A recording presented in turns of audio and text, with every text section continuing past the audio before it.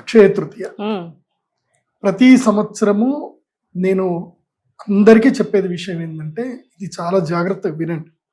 ఎందుకోసమంటే ఎప్పుడైనా సరే ప్రతి మనిషి జాతకంలో కానీ జీవితంలో కానీ ఒక సందర్భం వస్తుంది. ప్రతి సంవత్సరం మేము గోచార ఫలితాలు చెప్తానే ఉంటాం, రాశి ఫలాలు చెప్తా ఉంటాం.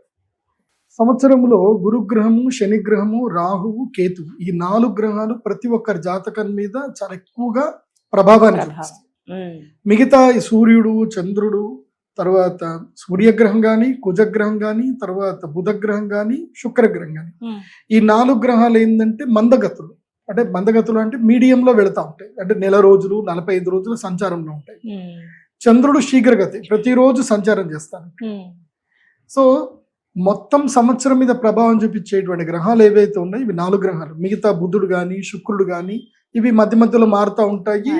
అక్కడక్కడ మనకి లక్ ఇస్తూ ఉంటాయి, కొన్ని చోట్ల మనకి ఇబ్బంది పెడతా ఉంటాయి.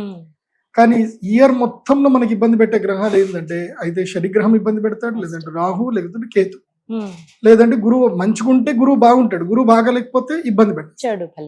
కాబట్టి ఈ సంవత్సరం కనుక చూస్తే గురువు 3 ఇండ్లలో సంచరిస్తున్నాడు.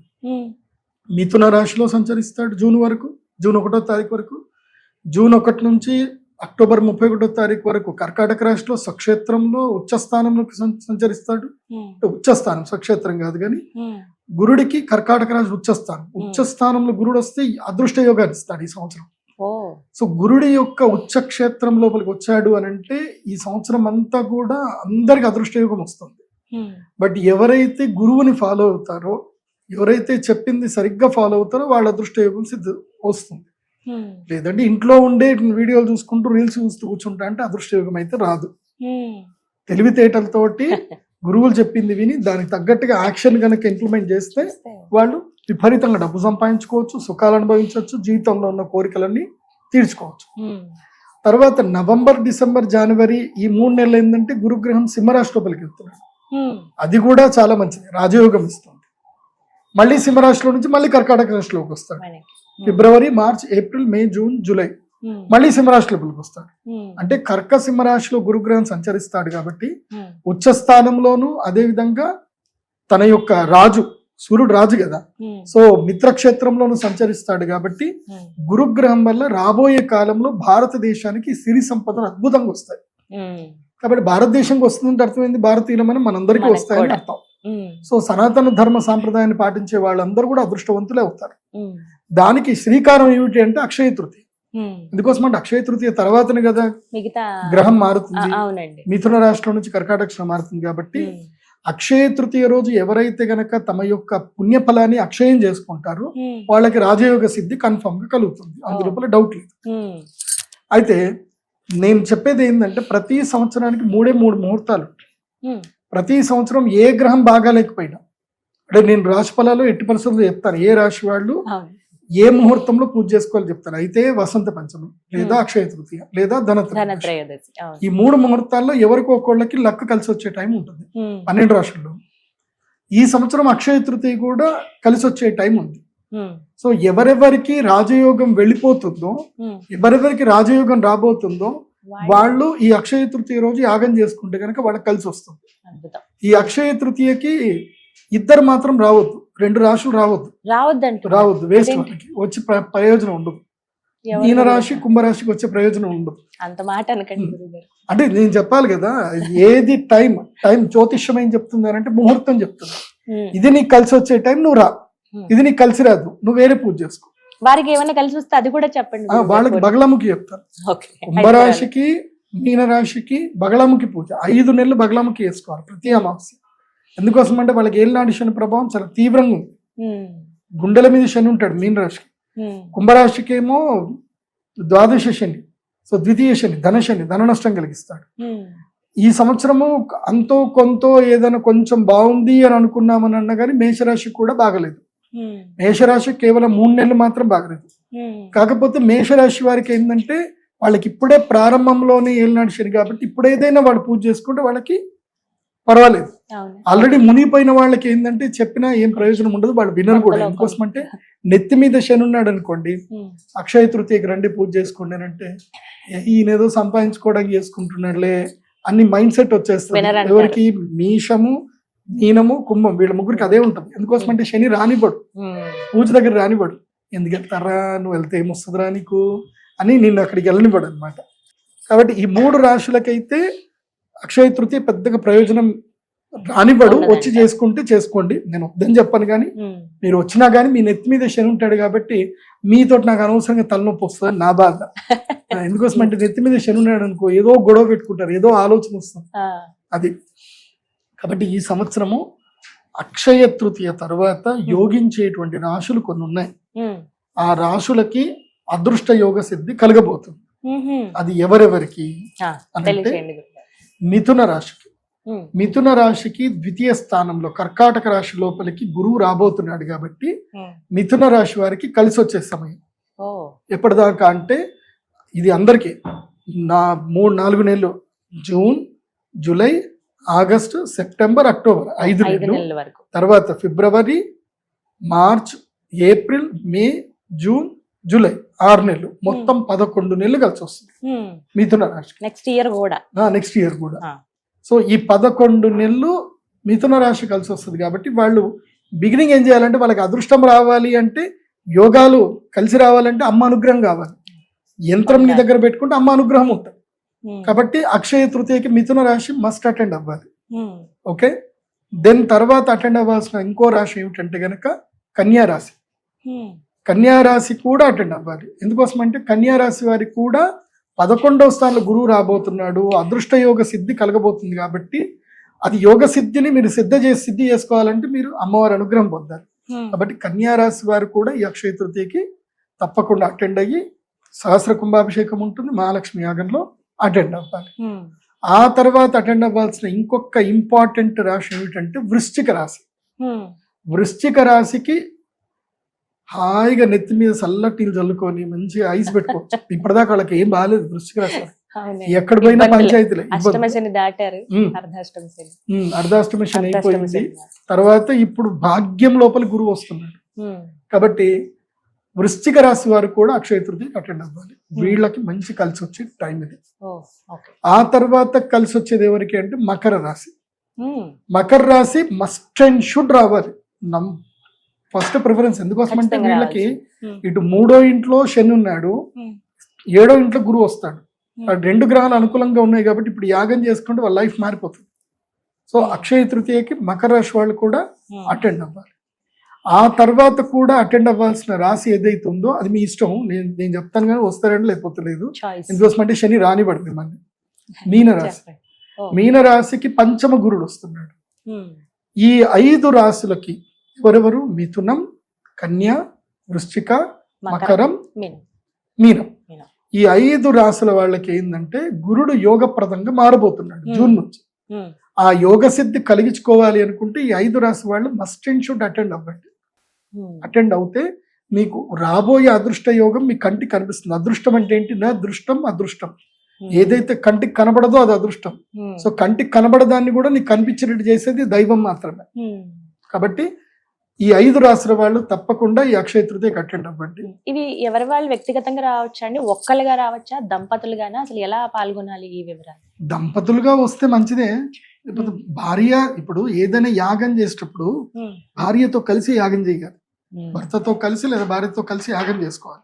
ఎందుకోసం అంటే సహజీవ శరదాం శతం అని ప్రామిస్ చేస్తారు కదా. ధర్మేచ అర్థేచ కామేచ మోక్షేచ నాతి చరితవ్య నాది చరామి అని అంటారు. యజ్ఞం ధర్మ కార్యం కదా.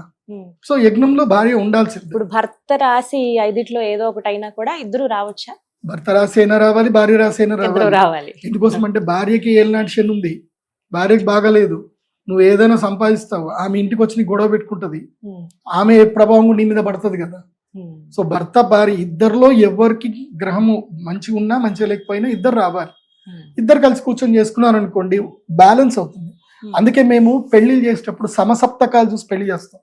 ఎందుకోసం? సమసప్తకం అంటే ఒకళ్ళకి ఇప్పుడు ఒకళ్ళది మీనరాశి, ఇంకోళ్ళది కన్యరాశి అనుకుందాం.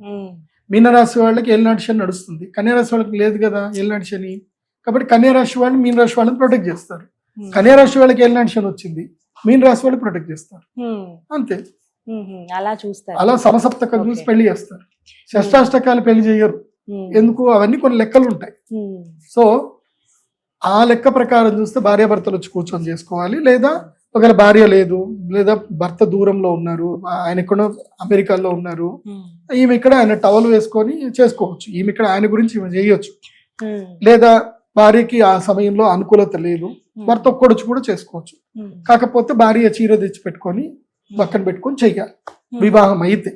వివాహం కాని బ్రహ్మచారులకైతే ఏ ధోకా ఉండదు, వాళ్ళు హ్యాపీగా వచ్చి కూర్చొని చేసుకోవచ్చు, ఒక్కళ్ళే చేసుకోవచ్చు. మంచి భార్య దొరకాలని చెప్పేసి అనుకోని సంకల్పం చేసుకోవచ్చు. కాబట్టి అక్షయ తృతీయ ఈ 5 రాసుల వాళ్ళకి మస్ట్ అండ్ షుడ్ రావాలని చెప్తాను. మిగతా 7 రాసుల్లో 5 రాసులు ఉన్నాయి. ఈ 5 రాసులకి ఏంటంటే ఈ రాజయోగం ఈ జూన్ వరకే ఉంటుంది. జూన్ తర్వాత వాళ్ళకి దబిడి దిబిడి ఉంటుంది. సో దబిడి దిబిడి కావద్దు, అమ్మ అనుగ్రహం కావాలి అనుకుంటే యంత్రం దగ్గర పెట్టుకోవాలి. యోగ సిద్ధి కలిగించుకోవాలి అనుకుంటే వాళ్ళు రావచ్చు, ఇష్టం ఉంటే రావచ్చు. బలవంతంగా అయితే ఏం లేదు. ఈ 5గురికి అయితే బలవంతంగా రమ్మని చెప్తాను. ఎందుకోసమంటే వాళ్ళకి కలిసి వచ్చే టైం కదా, వీళ్ళకి టైం అయిపోతుంది. ఇంకా ఉన్నంతలో నువ్వు కలిసి చేసుకోవాలి అని అనుకుంటే మాత్రం ఎవరెవరు రావాలి అని అంటే, వృషభ రాశికి గురుగ్రహం యొక్క ఎనర్జీ వెళ్ళిపోతుంది. వృషభ రాశికి గురువు 2 నుంచి 3కి వెళ్ళిపోతున్నాడు. కాబట్టి వృషభ రాశికి వస్తే మంచిది. అదేవిధంగా సింహరాశికి అయిపోయింది 2 ఏళ్ల దాకా, ఇంకేం లేదు. ఇంకా జూన్ అయిపోయింది అని అంటే ఇంకా 2 ఏళ్ల దాకా వాళ్ళకి అనుగ్రహం లేదంటే ఇంకా నో ఆపర్చునిటీ, కొంచెం కష్టమే. మీ ఆఫీస్ లో నుంచి ఎవరైనా సింహరాశి వాళ్ళు వెళ్ళిపోయారు అనుకోండి, వాళ్ళు మళ్ళీ వస్తారు చూడండి, జూన్ తర్వాత వచ్చేస్తారు. అయిపోయిందండి గురుగారు చెప్పారు, మా టైం అయిపోయింది, మళ్ళీ జాబ్ చేస్తాను వచ్చేస్తారు చూడండి. సింహరాశికి గుడ్ టైం అయిపోయింది. సో ఉన్నంతలో యాగం చేసుకుంటే గుడ్ టైం ని ప్రొటెక్ట్ చేసుకోగలుగుతారు. ఆ తర్వాత తులారాశికి కూడా గుడ్ టైం అయిపోయింది. భాగ్యంలో నుంచి గురుడు దశమంలోకి వచ్చేస్తున్నాడు. కాబట్టి తులారాశి వాళ్ళకి కూడా గుడ్ టైం అయిపోయింది. కానీ ఈ సంవత్సరం గురుడు ఎట్లా చేస్తున్నాడు అంటే, టైం అయిపోయినా కానీ మళ్ళీ ఇంకొక గుడ్ టైం ఇస్తున్నాడు ప్రతి వాళ్ళకి. అందుకోసం మీరు రాశి ఫలాలు అందరూ చూడండి. ఈ సంవత్సరం 12 రాసులందరికీ కూడా గురుగ్రహము ఐదరు 3 నెలలు, ఐదరు 11 నెలలు. ఎవరికైనా ఒక్కళ్ళకి ఈ 11 నెలలు కానీ 3 నెలలు కానీ లక్ టైం ఇస్తున్నాడు. అది బాగుంది. ఈ సంవత్సరం గురువు అందరికి బ్లెస్సింగ్స్ ఇస్తున్నాడు, అందరికి సమతుల్యంగా చూస్తున్నాడు గురుగ్రహం. గురువు అంటేనే అంతే కదా, గురువు అందరినీ సమానంగా చూస్తాడు. ఈ సంవత్సరం గురువు స్వక్షేత్రంలోకి వస్తున్నాడు కాబట్టి బాగుంది. వృశ్చిక రాశి వాళ్ళకి రాజయోగం అయిపోతుంది. ఆ తర్వాత ధనుసు రాశి వాళ్ళకి కూడా రాజయోగం అయిపోతుంది. ధనుసు రాశి వాళ్ళకి అయితే చాలా దారుణంగా ఉంది పరిస్థితి ఈసారి. ఇళ్ళు అమ్ముకుంటారు, చాలా ఇబ్బందులు పడతారు ధనుసు. వాళ్ళు కూడా అక్షయ తృతీయ చేసుకుంటే మంచిది. కానీ మేమైతే విధినైతే మేము ఆపలేము, చేసుకుంటే అమ్మ ఆపుతుంది, నేనేం ఆపలేము. అమ్మ అనుగ్రహంతో ఆపుకోవచ్చు ధనుసు రాశి. ఆ తర్వాత కుంభరాశి వాళ్ళు కూడా వాళ్ళకి పంచమ గురుడు అయిపోతున్నాడు, షష్టమంలోకి వస్తున్నాడు. అప్పుల పాలవుతారు, ఇబ్బందులు గురవుతారు, మాటలు పడతారు, క్రైమ్ వైపు ఆసక్తి చూపిస్తారు, ఈజీ మనీ వైపు వెళ్తారు, మోసాలు పడతారు. ఇలా చాలా రకాలుగా ఉన్నాయి. మీకు ఒక సపరేట్ ఒక వీడియో చేసిస్తాను, ఎన్ని రకాలుగా జనాలు మనుషుల్ని మోసం చేస్తున్నారు. ఎందుకోసం అంటే నా దగ్గరికి వచ్చే నా ఆఫీస్ లో ముందు ఒక టిష్యూ పేపర్ లో ఉంటుంది అనమాట. వస్తారు, కూర్చుంటారు, ఒక 2 నిమిషాలు కాగానే స్టార్ట్ చేస్తారు. ఇంకా గంగా జమున స్టార్ట్ అయిపోతాయి. ఇంకా తీసుకోండి టిష్యూ పేపర్ తీసుకోండి అని చెప్తాను. ఇంకా ఇంకొంతమంది ఏడుపు కంట్రోల్ చేసుకోలేరు, వాళ్ళకి అది మొత్తం గుర్తుకొచ్చేస్తా ఉంటుంది. సరే మీరు అలా బయటకు వెళ్ళి ఒక 5 నిమిషాలు తీరిగ్గా మొత్తం ఏడ్చి రండి, మాట్లాడతానని చెప్తాను. ఎందుకోసం అంటే ఏడుస్తూ నేనేం మాట్లాడలేం కదా వాళ్ళతోటి. అంటే ఇది నేను అవహేళనగా చెప్పట్లా, వాళ్ళు అలా అయిపోతున్నారు పరిస్థితి. కాబట్టి ఒక వీడియో చేస్తాను మీతోటి, ఎన్ని రకాలుగా జనాలు మోసపోతున్నారు, మీరు ఎన్ని రకాలుగా జాగ్రత్త పడాలి. నా దగ్గరికి వచ్చిన అన్ని అనుభవాలు మీకు చెప్తాను. ఎందుకోసం అంటే నేను నెలకి చాలా కొంతమందికే జాతకాలు చెప్తాను. ఆ చెప్పిన జాతకాల్లో చాలా మంది బాధపడ్డవన్నీ కూడా ఆ ఎక్స్పీరియన్స్ అన్ని మీకు చెప్తాను. మీరు అందరూ ఆ వీడియో ఎట్టి పరిస్థితుల్లో మిస్ అవ్వకండి, అది చూడండి. ఓకే, సో ఈ 5 రాసులు ఓకే, 2 రాసులు మిస్ అయ్యాయి. అదేమిటంటే మీన రాశి, మేష రాశికి 2 మిస్ అయ్యాయి. వాళ్ళ ఇష్టం ఉంటే మెయిన్ గా మేషరాశి ఒకటి మిస్ అయ్యాము, తర్వాత ఇంకొకటి ఏంటి కర్కాటక రాశి ఒకటి మిస్ అయ్యాము, మేష కర్కాటక. సో వీళ్ళిద్దరికి ఏంటంటే వస్తే రండి, లేకపోతే లేదు. కానీ కర్కాటక రాశి వారికి కూడా నవంబర్, డిసెంబర్, జనవరి లక్ టైం ఉంది. 3 నెలలు లక్ టైం కర్కాటక రాశికి. ఆ 3 నెలలు మాత్రమే బాగుంది కర్కాటక. ఈ సంవత్సరం మొత్తం మీద బాగలేదు ఎవరికి అంటే కర్కాటక రాశికి బాగలేదు, కుంభరాశికి బాగలేదు, తర్వాత మేషరాశికి బాగలేదు, తర్వాత ధనుసు రాశికి బాగలేదు. అంటే ప్రియారిటీలో ఈ సంవత్సరం బాగుంది అని అంటే నంబర్ 1 నుంచి ర్యాంకులు చెప్తాను. ర్యాంక్ సిస్టమ్ లో చూసుకోండి. ఈ సంవత్సరం నంబర్ 1 కన్యా రాశి, నంబర్ 2 మిథున రాశి, నంబర్ 3 వృశ్చిక రాశి, నంబర్ 4 మన మకర రాశి, నంబర్ 5 మీన రాశి. మీన రాశి వాళ్ళకి కొంచెం గురుడు బ్లెస్సింగ్స్ ఇస్తున్నాడు ఈసారి. నంబర్ 5 ఇది. నంబర్ 6 వచ్చేసి కుంభరాశి, నంబర్ 6 కుంభరాశి. నంబర్ 7 వచ్చేసి తులారాశి, నంబర్ 8 వచ్చేసి వృషభ రాశి, 9 వచ్చేసి ధనుసు రాశి, 9 ధనుసు, 10 వచ్చేసి మన మేషరాశి, 11 వచ్చేసి కర్కాటకము, నంబర్ 12 మాత్రం కర్కాటక రాశి. సో ఇలా ఉంటుంది వాళ్ళ ర్యాంకింగ్స్. కుంభరాశికి నంబర్ 5 పొజిషన్ లోనే ఉంటారు. కుంభం బాగానే ఉంటారు, కాకపోతే వాళ్ళకి నంబర్ 5 లో రాదు, 7, 8 లో వస్తారు కుంభం. ఇది కాబట్టి ఈ సంవత్సరము నేను ఒకటే చెప్తాను, మనం ఎంత అద్భుతమైన వ్యక్తులమైన, మనకి ఎంత తెలివితేటలు ఉన్నా, ఏదైనా ఈవెన్ ఇంక్లూడింగ్ మీ ఆల్సో, ఎంత అద్భుతంగా ఉన్నా సరే గ్రహస్థితి బాగా లేకపోతే ఇలా ఇలా ఇలా గడ్డివాము, నువ్వు ఎన్ని సంవత్సరాలైనా గడ్డివాము తీసుకొచ్చి ఒక దగ్గర పెట్టినా ఒక చిన్న అగ్గి పుల్లతోటి గడ్డివాము మొత్తం పోతుంది. నిప్పు రవ్వ చాలు. అట్లాగే మనం ఎంత సంపాదన చేసుకున్నా గ్రహస్థితి ప్రతికూలంగా ఉన్నప్పుడు దైవానుగ్రహం లేకపోతే ఉన్న డబ్బంతా పోతుంది. కాబట్టి అందుకే అక్షయ తృతీయ లాంటి రోజులో పరశురామ జయంతి ఈసారి మంగళవారం వస్తుంది, ఏప్రిల్ 19వ తారీఖు వస్తుంది. కాబట్టి మంగళవారం కాబట్టి కుజగ్రహానికి సంబంధించి ముఖ్యంగా రియల్ ఎస్టేట్ బిజినెస్ చేసే వాళ్ళందరూ రండి. తెలంగాణ రియల్ ఎస్టేట్ వాళ్ళు మీరు వచ్చినా రాకుండా పర్వాలేదు, ఎందుకోసం అంటే కొంచెం కష్టంగా ఉంది. తెలంగాణ రియల్ ఎస్టేట్ కింద పడిపోయింది. మా సీఎం గారు దయ తెలిస్తే తెలంగాణ రియల్ ఎస్టేట్ లేస్తుంది, ఆయన దయ తెలియకపోతే లేవదు. ఆయన రియల్ ఎస్టేట్ వ్యాపారే, ఆయనకు అన్ని తెలుసు. మరి ఆయన దయ తెలిస్తే రియల్ ఎస్టేట్ వాళ్ళందరూ బతుకుతారు. కాబట్టి రేవంత్ రెడ్డి గారు దయ తెలుసాలి అందరి మీద.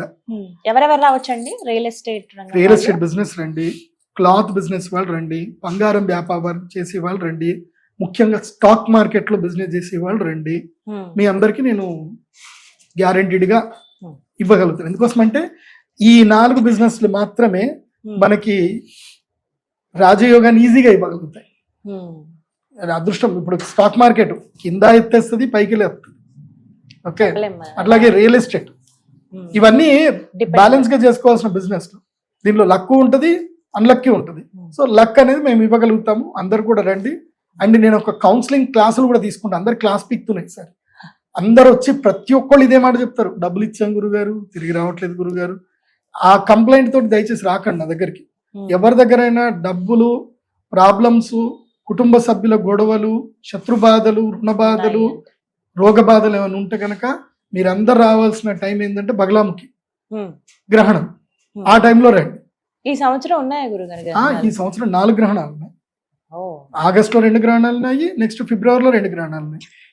సో గ్రహణం అప్పుడు రండి. గ్రహణం అప్పుడు శత్రుబాధ, రుణ బాధ, రోగ బాధ, అన్నిటికీ నెగిటివ్స్ అన్ని పోగొట్టుకోవాలంటే గ్రహణం అప్పుడు రావాలి, లేదా అమావాస్య రోజు వచ్చి బగలాముఖి. రాజయోగం కోసం, అభివృద్ధి కొరకు పాజిటివ్ రావాలి అని అంటే వసంత పంచమి, అక్షయ తృతీయ, ధనత్రయోదశి పాజిటివ్ కి రండి.